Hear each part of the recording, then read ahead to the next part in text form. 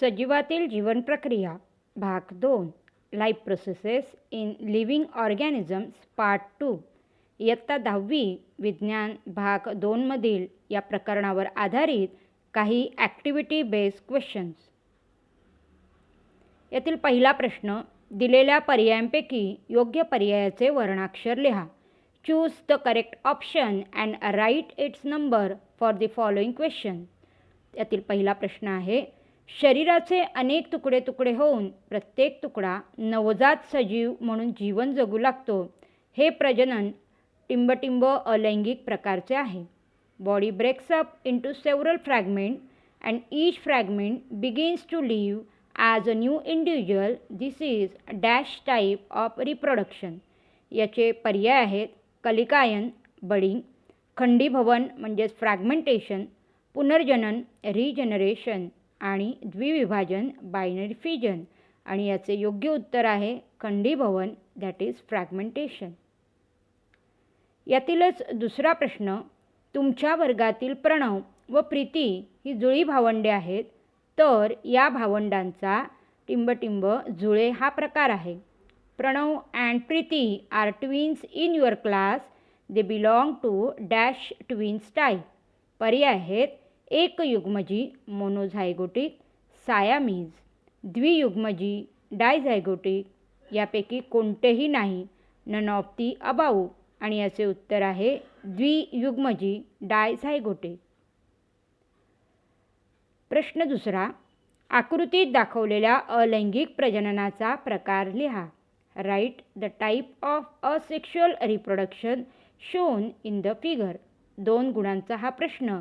याचे उत्तर आहे वरील आकृतीत कलिकायन ही ईस्टमधील अलैंगिक प्रजनन पद्धती दिसत आहे. The figure shows budding in east. Budding is the type of asexual reproduction. तिसरा प्रश्न, शास्त्रीय कारण द्या. Give scientific reason. जास्त वयाच्या स्त्रियांना होणाऱ्या अपत्यांना व्यंग असण्याची शक्यता जास्त असते. Older mothers have greater chance of conceiving abnormal children. याचे उत्तर 40 ते 50 वर्षे वयाच्या स्त्रियांमध्ये रजोनिवृत्तीचे वय जवळ आलेले असते. In older woman the menopause age approaches. या शेवटच्या काही वर्षात अंडाशयातून बाहेर पडणाऱ्या अंडपेशी या जुन्या झाल्याने त्यांची विभाजनाची क्षमता कमी होते. The oocytes released from ovaries during this phase are not normal. अशा विकृत अंडपेशी जर फलित झाल्या तर त्यापासून तयार होणाऱ्या अपत्यांना डाऊन संरक्षण, टर्नर संलक्षण यासारख्या विकृतीतून व्यंग येण्याची दाट शक्यता असते. If such abnormal oocytes are fertilized, the baby is born with many genetic problems such as Down syndrome or Turner syndrome. चौथ्या प्रश्नात तुम्हाला मानवी पुरुष प्रजनन संस्था ह्युमन मेल रिप्रोडक्टिव्ह सिस्टीम आणि मानवी स्त्री प्रजनन संस्था ह्युमन फिमेल रिप्रोडक्टिव्ह सिस्टीम अशा 2 आकृत्या दिल्या गेल्या आहेत. And you have to label this diagram. त्यासाठी खाली लेबलिंग जी आहे, नावं जी आहेत ती आकृतीमध्ये योग्य त्या ठिकाणी तुम्हाला दर्शवायची आहेत.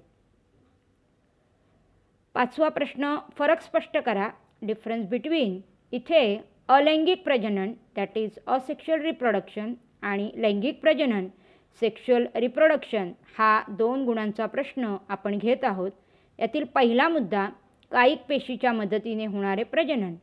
Reproduction that occurs with the help of somatic cell. युग्मकाच्या मदतीने होणारे प्रजनन म्हणजेच अर्थात लैंगिक प्रजनन. Reproduction that occurs due to fertilisation of gamete. अलैंगिक प्रजनातील दुसरा मुद्दा आहे केवळ एकाच सजीवाची आवश्यकता. Only 1 parent is necessary. लैंगिक प्रजननात नरजनक आणि मादीजनक अशा 2 जनकांची आवश्यकता. Male and female parents are necessary. अलैंगिक प्रजननातील तिसरा मुद्दा आहे हे प्रजनन फक्त सूत्री विभाजनाच्या मदतीने होते. This reproduction occurs with the help of mitosis only. लैंगिक प्रजननातील हाच मुद्दा तिसरा. हे प्रजनन सूत्री विभाजनाच्या आणि अर्धसूत्री विभाजनाच्या मदतीने होते. This reproduction occurs with the help of both mitosis and meiosis. चौथा मुद्दा आहे, तयार होणारा नवीन जीव जनुकीयदृष्ट्या तंतोतंत जनकासारखा. New individual form by this method is genetically identical with parent. तर लैंगिक प्रजननातील चौथा मुद्दा आहे, या प्रजननाने तयार होणारा नवीन जीव जनुकीयदृष्ट्या जनकापेक्षा वेगळा असतो. New individual form by this method is genetically different from parents. सहाव्या प्रश्नात आपल्याला समोर आकृती दिली आहे आणि त्यावर आधारित प्रश्न विचारले गेलेले आहेत. यातील पहिला प्रश्न असणार आहे, वरील आकृती काय दर्शवते? What does the above figure indicate? उत्तर आहे, मानवी स्त्रीमधील आर्तव चक्र, ऋतुचक्र किंवा मासिक पाळी. यातील कोणताही एक शब्द इथे उत्तर म्हणून योग्य ठरणार आहे. The menstrual cycle in human female. यातीलच दुसरा प्रश्न, मानवी शरीरातील कोणकोणत्या अवयवांचा सहभाग या प्रक्रियेत असतो? Which human organs are involved in this process? याचे उत्तर, मानवी शरीरातील अंडाशय आणि गर्भाशय, द ओव्हरी अँड युटेरस. तर तिसऱ्या प्रश्नासाठी, या प्रक्रियेत कोणकोणती संप्रेरके भाग घेत असतात? Name the hormones responsible for this process. याचे उत्तर आहे, पुटिका ग्रंथी संप्रेरक, पीतपिंडकारी संप्रेरक, अंडाशयातून स्रवणारी एस्ट्रोजेन व प्रोजेस्टेरॉन ही संप्रेरके. Pituitary hormones like follicle stimulating hormone that is FSH and luteinising hormone that is LH. Ovarian hormones such as oestrogen and progesterone. असा हा 3 गुणांचा प्रश्न. यातीलच पुढे 3 गुणांच्या प्रश्नासाठी पुन्हा एकदा आकृती विचारली गेलेली आहे आणि त्याची प्रश्नांची उत्तरं जी आहेत ती आपल्याला द्यायची आहेत. त्यातील पहिला प्रश्न आहे, दिलेल्या आकृत्या काय दर्शवतात? What do the above figure show? याचे उत्तर, एकपेशीय सजीवातील अलैंगिक प्रजनन, the types of asexual reproduction in unicellular organism. दुसरा प्रश्न, आकृतीमधील अलैंगिक प्रजनन प्रकाराची नावे सांगा. Give the type of asexual reproduction. आकृतीचे तुम्ही निरीक्षण केले असेल तर तुम्हाला लक्षात येईल की इथे एकाच आकृतीत ABCD अशा 4 आकृत्या सामावलेल्या आहेत. यापैकी पहिली ही आकृती दर्शवते आडवे द्विविभाजन, ट्रान्सवर्स बायनरी फ्युजन आणि त्याचे उदाहरण आहे पॅरामेशियम. दुसरे उभे द्विविभाजन, लॉन्जिट्युडिनल बायनरी फ्युजन, याचे उदाहरण आहे युग्लिना. C ही आकृती दर्शवते कलिकायन म्हणजेच बडिंग मेथड, याचे उदाहरण आहे किण्वपेशी म्हणजेच ईज. तर D या आकृतीमध्ये अमिबातील बहुविभाजन दाखवले आहे, मल्टिपल फ्युजन इन अमिबा. याच आकृतीवरचा हा तिसरा प्रश्न, या जीवन प्रक्रियेमध्ये जनकपेशी का महत्त्वाची ठरते? Why is the parent cell important in this life process? अर्थात या अलैंगिक प्रजननात युग्मक निर्मिती होत नाही, तर एका जनकापासून नवीन जीवाची निर्मिती गुणसूत्री विभाजनाने होते. म्हणून या प्रक्रियेत जनकपेशी महत्त्वाची ठरते. In asexual reproduction gametes are not form, only one parent is involved in asexual reproduction. 8वा 3 गुणांसाठीचा प्रश्न, खालील संकल्पना थोडक्यात स्पष्ट करा. Explain the following concept in short. यामध्ये 3 संकल्पना तुम्हाला स्पष्ट करायच्या आहेत. त्यातील पहिली आहे भाडोत्री मातृत्व. ज्या स्त्रियांमध्ये गर्भाशय रोपणक्षम नसते अशा स्त्रियांना भाडोत्री मातृत्व ही उपचार पद्धती वापरता येते. अंडपेशी व शुक्रपेशी यांचे काच नलिकेमध्ये फलन घडून आणले जाते. यातून तयार झालेला भ्रूण दुसऱ्या भाडोत्री मातेच्या गर्भाशयात रोपण केला जातो. Surrogacy. In woman, if there is problem regarding the implantation of embryo in uterus, then help the another woman. Gametes are fertilized outside in test tube and implanted in the surrogate mother. यातील ब संकल्पना आहे काच नलिकेतील फलन. अंडपेशी आणि शुक्रपेशी यांचे फलन काच नलिकेमध्ये घडून आणले जाते. In vitro fertilisation. in IVF fertilization is done in the test tube. वीर्यपेढी स्पर्म बँक म्हणजेच वीर्यपेढीमध्ये इच्छुक पुरुषांच्या सर्वकष शारीरिक आणि इतर तपासण्यांनंतर त्यांनी स्खलित केलेले वीर्य साठवून ठेवले जाते. From physically and medically fit person donate sperm collect and store in sperm bank. 9व्या प्रश्नामध्ये आपल्याला 3 गुणांसाठीच हाही प्रश्न असणार आहे, ज्यामध्ये यातला पहिला ए प्रश्न आहे. Gender of child is determined by the male partner of couple. Draw a diagram explaining the above statement. 2 गुणांसाठी तुम्हाला ही शेजारील आकृती त्याच्या वैशिष्ट्यांसहित काढावी लागणार आहे. याच प्रश्नातला हा पुढचा प्रश्न, तो म्हणजे खालील प्रश्नांची उत्तरे लिहा.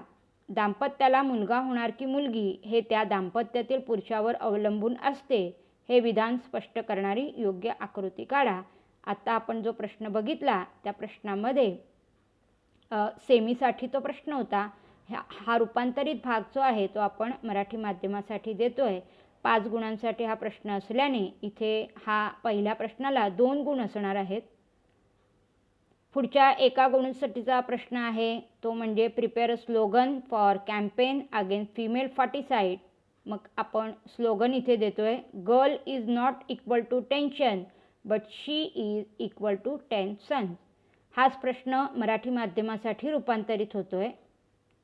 स्त्री भ्रूणहत्या विरोधी मोहिमेसाठी कोणतेही एक घोषवाक्य तयार करा. कन्या हे तर परमेश्वराकडून मिळालेले वरदान, तिचा आपण सगळे मिळून करूया सन्मान. आणि यातील प्रश्न क्रमांक जो आता आपण 9वा पाहतोय, जो 5 गुणांसाठी आहे. पहिला आपण 2 गुणांसाठीची आकृती बघितली, त्यानंतर स्लोगन म्हणजे घोषवाक्य 1 गुणांसाठी बघितलं आणि त्यातीलच 2 गुणांसाठीचा हा प्रश्न. In the following figure explain how new fungal colonies of mucor are form. Fungi like mucor have filamentous body. They have sporangia. Once the spores are formed, sporangia burst and spores are released. Spores germinate in moist and warm place and new fungal colony is formed.